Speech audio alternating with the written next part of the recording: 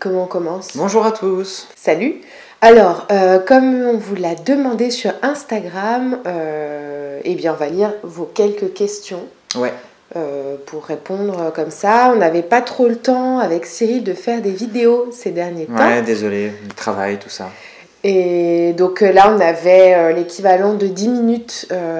Du coup, on s'est dit pourquoi pas. J'en profite tout de même pour vous dire que du coup, je vais revenir un petit peu plus sur les vidéos. J'ai appris un nouveau métier ces derniers temps, qui est dans la charpente et les maisons en ossature bois. Du coup, je pense que ça sera l'un de nos sujets.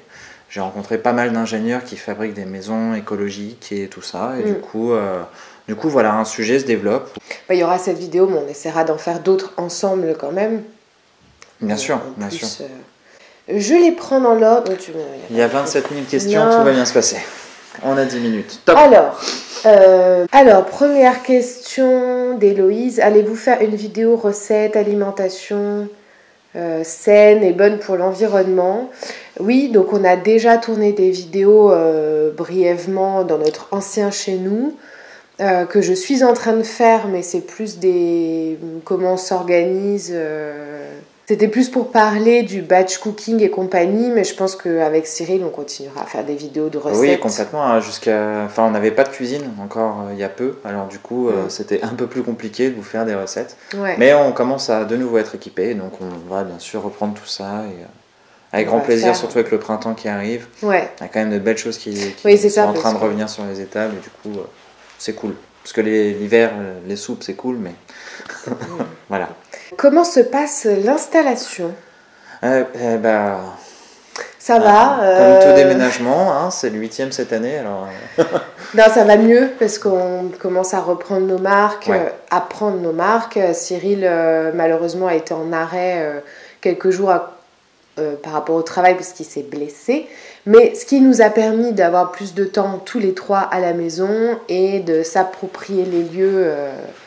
Ouais, c'est ça. On avait besoin de placer un peu ses affaires à droite à gauche pour se sentir à la maison, quoi. Oui.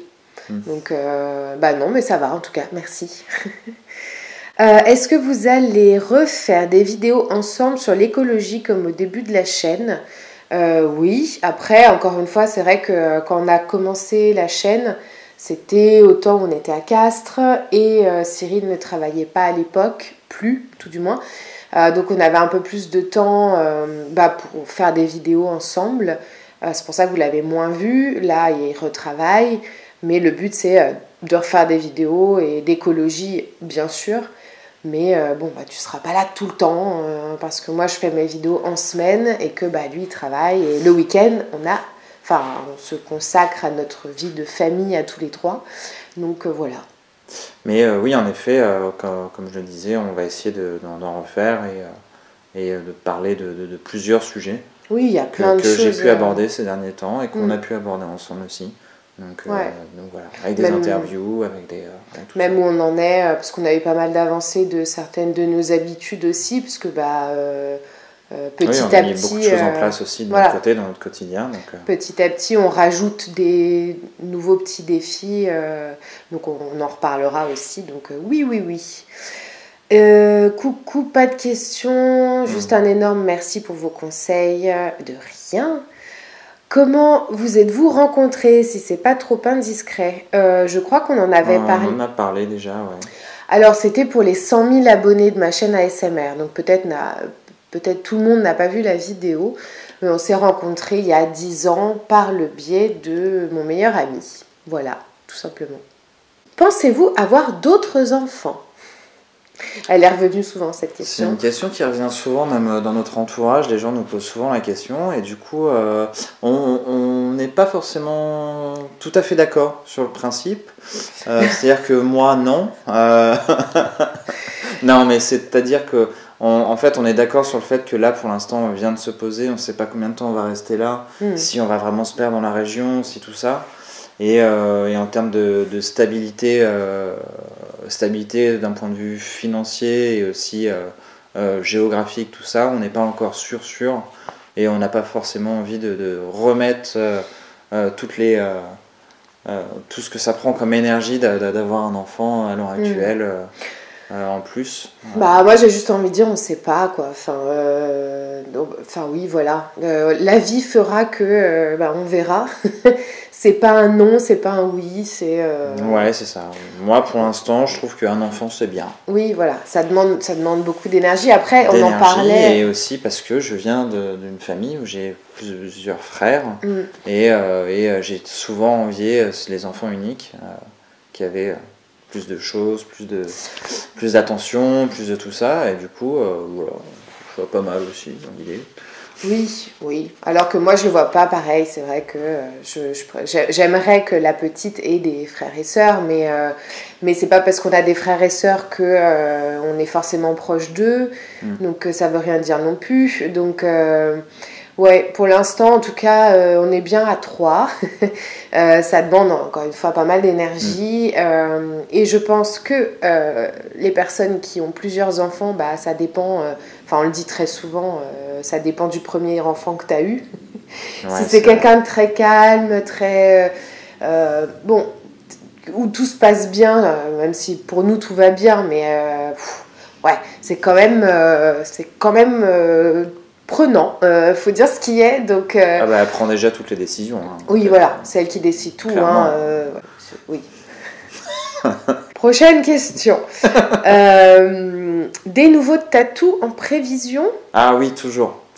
Mais encore une fois, il faut attendre un petit peu qu'on soit un peu plus posé. Des dessins, tout ça, on en a plein. Ouais, des idées, on en a plein. Des tatoueurs, on en a déjà rencontré et on en a déjà fait appel à certains. On a fixé un peu nos envies.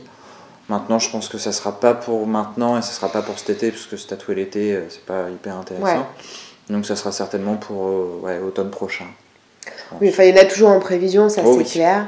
Mais ça coûte cher, donc après, on sait mettre un ordre de priorité quand même dans notre vie. Donc, bon, ça attendra. Selon vous, l'amour peut-il s'apprendre petit à petit, je veux dire? Alors, je ne sais pas si c'est l'amour de soi, ou l'amour pour quelqu'un, ou l'amour peut-il s'apprendre? Ou apprendre à aimer quelqu'un? Ou apprendre l'amour en règle générale? Je ne sais pas trop quoi répondre. On peut apprendre à aimer quelqu'un mais je comprends pas trop. Elle apprécie petit à petit. Donc je pense que c'est apprendre à aimer quelqu'un. Oui. Bon, on peut apprendre à s'accommoder de quelqu'un, apprendre à aimer quelqu'un. Mais si, enfin, je pense que c'est un sentiment qui est quand même fort. Du coup, oui, mais aimer, c'est-à-dire que tu peux avoir quelqu'un, par exemple, que tu connaissais quand tu étais plus petit, enfin plus jeune, un ami, une amie, et qui finalement, au fur et à mesure des années, tu apprends à connaître la personne de mieux en mieux, et du coup, tu peux l'aimer à un moment donné. Je sais pas. Ouais, je sais pas. Je sais pas non plus. Désolée. En tout cas, pareil, l'amour de soi, ça peut s'apprendre aussi. Il y a des gens qui ne s'aiment pas forcément et tu apprends à l'estime de soi. Je pense que ça s'apprend. Comment éviter le sentiment de métro, boulot, dodo? Comment diminuer cette frustration? Eh bien, tout simplement en s'apportant autre chose dans la vie que ça. Trouver des hobbies, casser des habitudes. Pas avoir peur de changement. Même si on pense ne pas avoir le temps, parce que parfois le métro boulot dodo, cette routine, c'est j'ai le temps de rien d'autre, voilà, c'est juste ça et c'est tout. Et non, enfin vraiment, on a tous les moyens de casser cette routine, comme tu dis, et de mettre en place, même si c'est juste une sortie par ici, des... se fixer des objectifs. Par exemple, je sais pas, si vous êtes en ville, ou si vous êtes en ville, vous pouvez vous dire tiens, chaque semaine je me fais une expo, je me fais un musée, je me fais un truc pour alimenter un peu ses envies. Si on n'aime pas certaines choses, peut-être qu'on finira par les apprécier aussi dans l'art ou dans ce genre de choses. Si on est en campagne, s'imposer un rythme à sortir, à aller en forêt. Après, c'est plus métro, boulot, dodo. Là, ouais, c'est ça, mais justement, ça casse les habitudes et ça redynamise un peu les semaines, quoi. Et s'apporter à soi-même des nouvelles choses, quoi, tout simplement. Quel est votre plus grand regret? et plus belle victoire. Moi, je crois qu'on en avait parlé de ça. Ouais, mais je sais plus. Non, d'ailleurs, oui, on avait dit qu'on n'avait pas de regrets. Au niveau des grandes victoires, moi, je pense que la grande victoire qui s'applique tout le temps, en fait, c'est le fait de s'écouter, justement. Je crois qu'on s'est toujours écouté quand on avait envie de partir de quelque part ou quand on avait envie de lancer quelque chose. Moi, j'allais être un petit peu plus sensible en disant que c'était le regard de ma fille le matin quand elle se lève, mais bon, oui. C'est pas grave. Mais la plus belle victoire, oui, bien sûr, c'est. Tu vas me faire passer pour la non-sensible de. Bon, le sourire de ma fille le matin quand je me lève. Quelle est votre plus grosse angoisse, pas forcément commune? Hormis les problèmes d'argent qui angoissent un peu tout le monde à des moments différents dans la vie, je me suis toujours battu contre mes angoisses, contre mes peurs. Que ça soit, par exemple, moi j'ai peur de l'eau. Bon, je me force tout le temps à aller dans l'eau, à nager, à aller plus loin à chaque fois, à rester le plus longtemps possible, à tout ça. Donc c'est une parmi d'autres, mais voilà, je n'ai pas d'angoisse pure et dure qui m'empêche de dormir. Attends, j'ai bugué. Je bouge plus. Pour moi, une grosse angoisse que j'avais eue, c'était l'angoisse de la mort. Mais je pense qu'aujourd'hui, je vois plus les choses de la même façon, parce que j'ai travaillé dessus aussi. L'angoisse de la conduite, pareil, j'ai bossé dessus, donc c'est encore différent maintenant.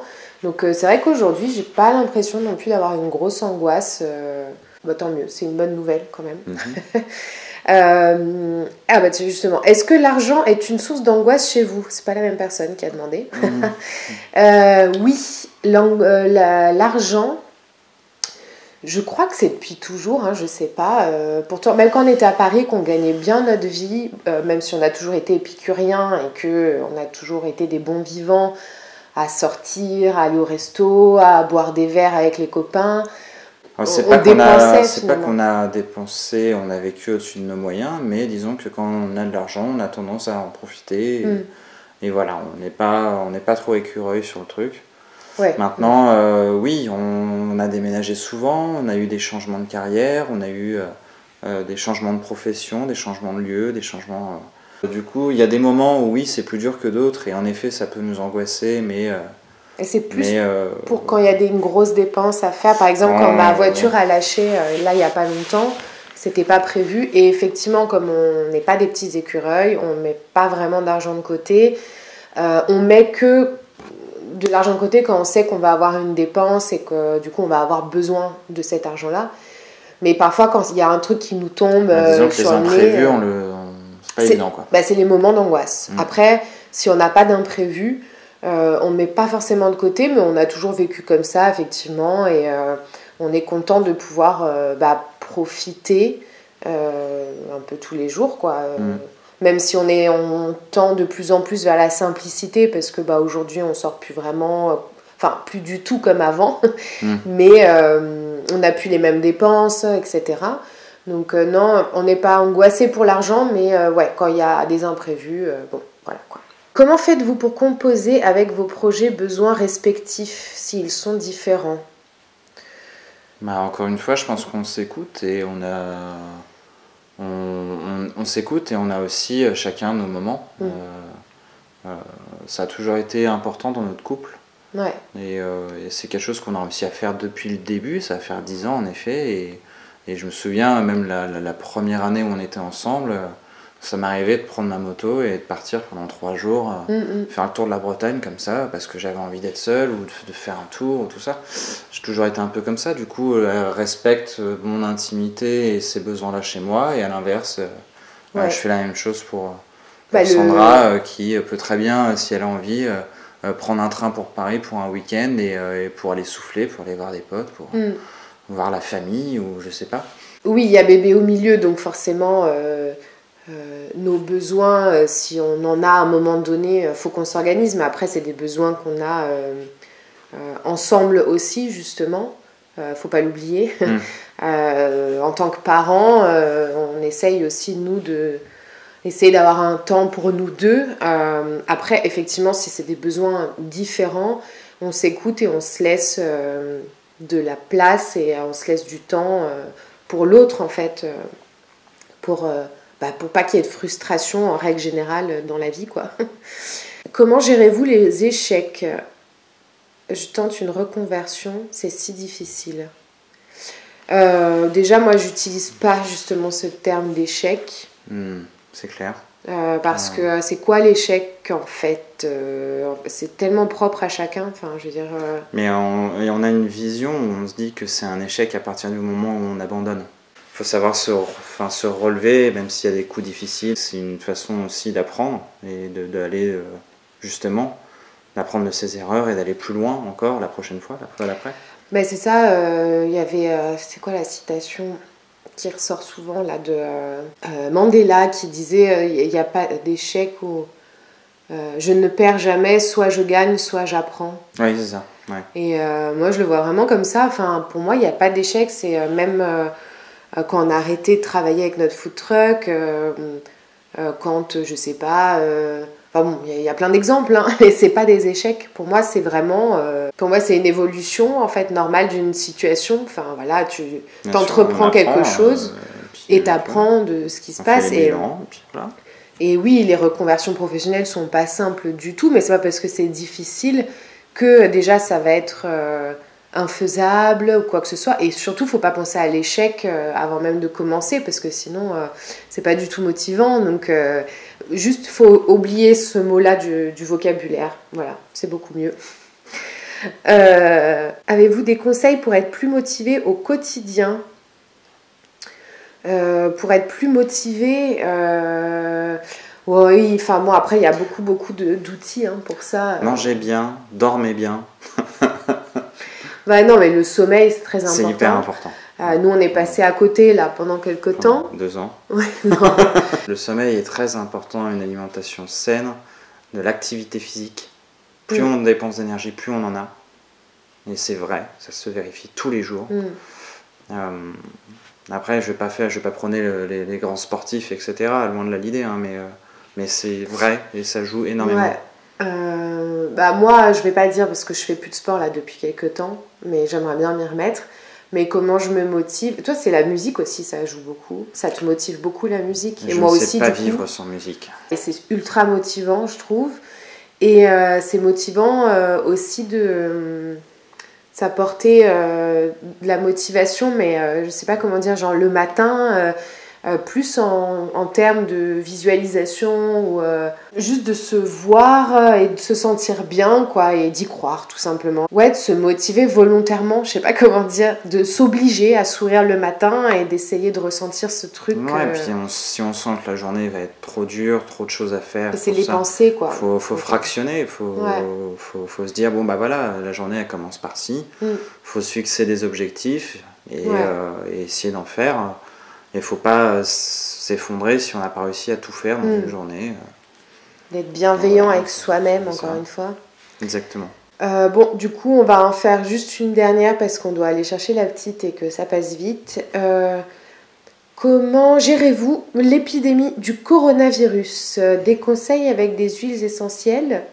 Celle-là, parce que je viens de la voir et je voulais juste préciser justement que je suis tombée sur un article qui parlait des huiles essentielles pour le coronavirus et j'ai l'huile essentielle qu'il faut, enfin bon, qui guérit pas mais disent juste en prévention, c'est le laurier noble et j'en ai parlé sur une vidéo ASMR il y a pas longtemps qui joue sur la confiance aussi et tout, et apparemment eh bien ça pourrait faire une petite barrière, quoi, toute petite. Oui, comment on gère l'épidémie?